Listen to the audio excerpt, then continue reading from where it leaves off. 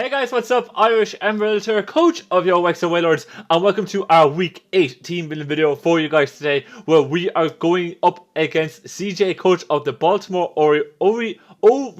There we go. That's a bit of a tongue twister there when you first read it, so I have to kind of my head around it. But very tough match this week. We're on a bit of a losing streak at the moment, and we need to snap it, and we need to snap it pretty much immediately for us to be able to get back in the playoffs or the playoff hunt.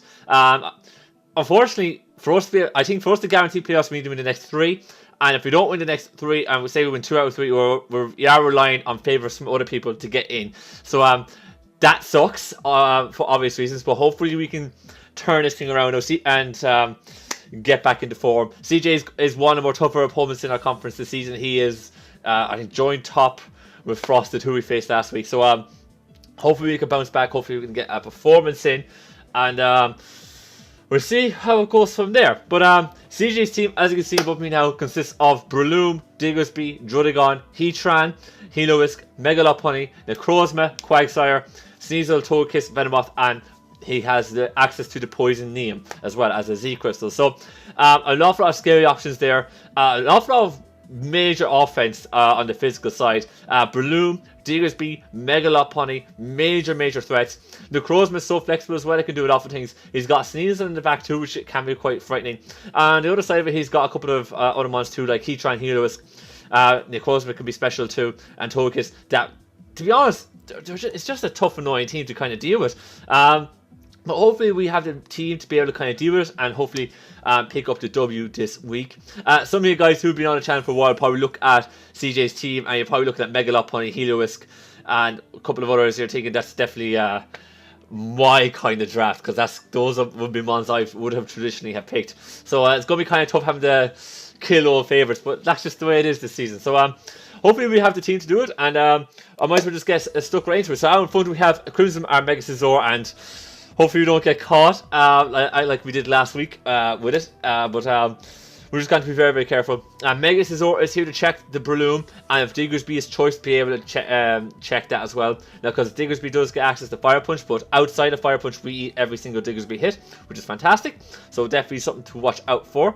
We're there to be able to check that. Megalopunny gets Fire Punch too, so it's not an answer to that either. But it's mainly there to deal with Breloom. It kind of deals with Breloom, and with SD, it does provide us with a late game cleaner too, which is really nice. Which is really good. We can't unfortunately set up until Quagsire is gone. Once Quagsire is kind of gone actually, and we get rid of the Heatran, we do eventually pick him off, which is very nice with Mega Scizor. So that is something that we want to be looking out for. Rocking out Bullet Punch, U-Turn, Roost, and Swords Dance.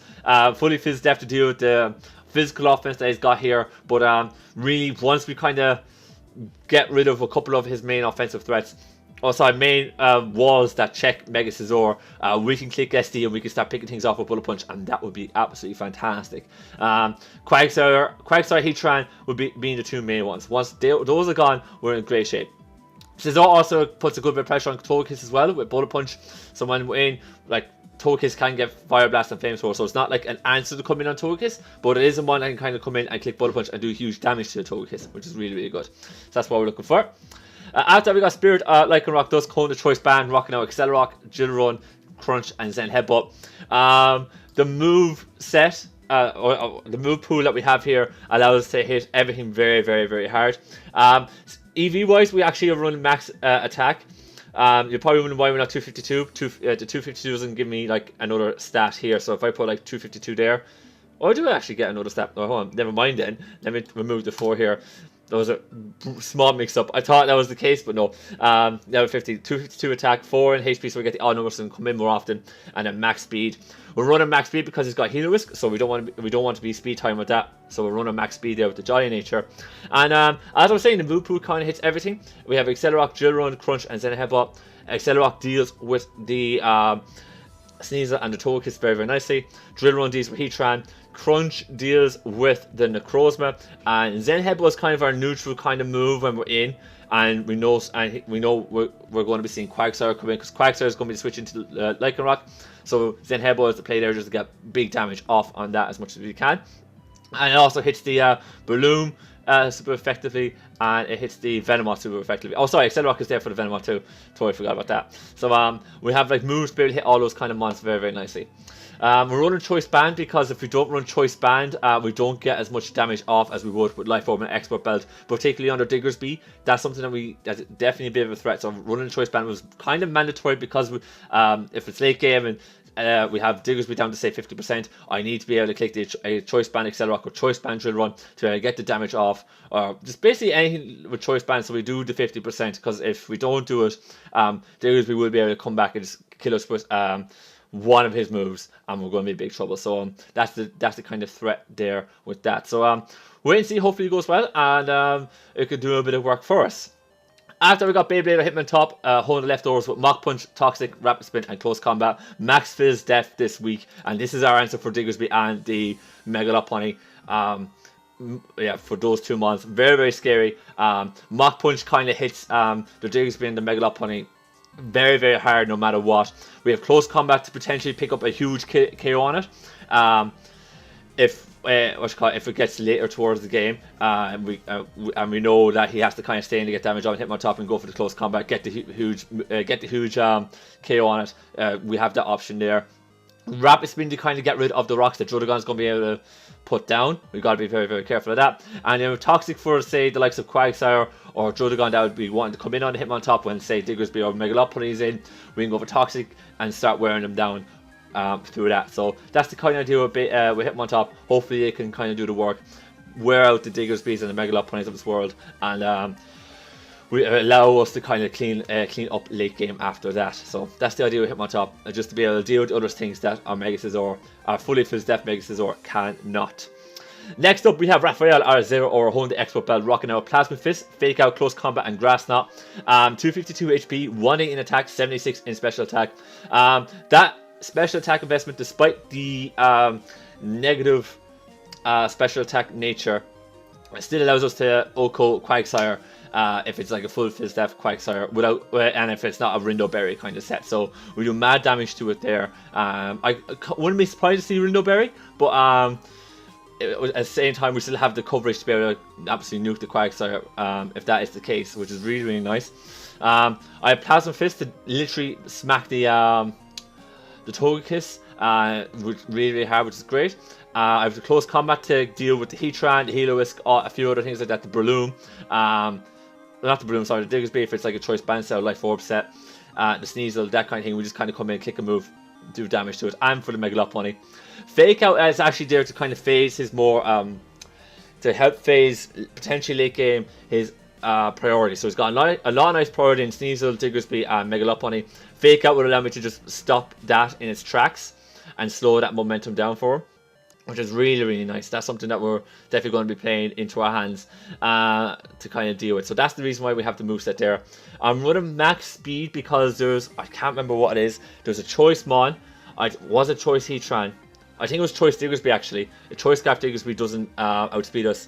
I think there was some variant of that. I can't remember off the top of my head now, I'm sorry, but there is some variant where this max speed will stop one of his Scarfers from actually outspeeding us, because he only needs like X amount of speed to be able to try and outspeed one of our other mons. So I think we have the max speed there in case it is a Choice Scarf kind of variant set like that. So that's the reason why we have that, instead of just trying to outspeed a Mega Lopunny and going for like like Adamant Nature or something like that. So hopefully, I think Zero Aura is going to be our mon that's going to kind of come in like mid game or mid late game to try and wrestle the momentum back from CJ, because I can see CJ having a lot of momentum early game, and Zero Aura with the coverage that we have, just being able to kind of punch enough holes in it so for potentially Mega Scizor to kind of come in and clean up late game. So that's the plan there, hopefully. After we got Sylveon, Sylveon holding the leftovers, Max Fizz Death, Hyper Voice, Wish, Psyshock, and Heal Bell. Kind of a clerical set, but we'll kind of have enough bulk to potentially deal with the Necrozma. The Necrozma is a huge threat. It can be both physical and special, so I need a full Fizz Death set there to be able to kind of help deal with that. Wish to kind of get the recovery across the team. I have the Psyshock for the Venomoth, because I can see Venomoth coming in here, and I can't allow Venomoth free setup. I have to kind of pressure it, go for the Psyshock, get the big hit off it on it, because I can't live a Sludge Bomb, and kind of go down that route. So hopefully that will work out. That's the reason why the max phys death set is just to try and deal with his more physical threats, and hopefully it can do the job for us. Very, very scary on the physical side of CJ, so that's the reason why we're running that. And then, as I said, yeah, Side Shock to kind of put pressure on Venomoth, Hybrid Voice because it's pure stab, and then we have the clerical abilities there that Sylveon's been doing so good for us this season. So hopefully that will work out for us, and we'll see how it goes. A little bit nervous, but we'll see. And then last but not least, I have Charlotte, a Rockwind, Hold Leftovers, rocking out Liquidation, Leech Life, Sticky Web, and Toxic. This is kind of our answer to the Crozma. Excuse me, and the Heatran. So when Heatran comes in, this is the mon that's going to come into it. Because we don't have an answer for Heatran, Sylveon's not an answer for it. A Rockwind is. A Rockwind is going to kind of come in. We're going to be clicking Sticky Webs, we're going to be clicking Liquidations, Leech Lives, whatever. That's kind of a Rockwind's job, is just to get rid of this Heatran as quickly as we possibly can.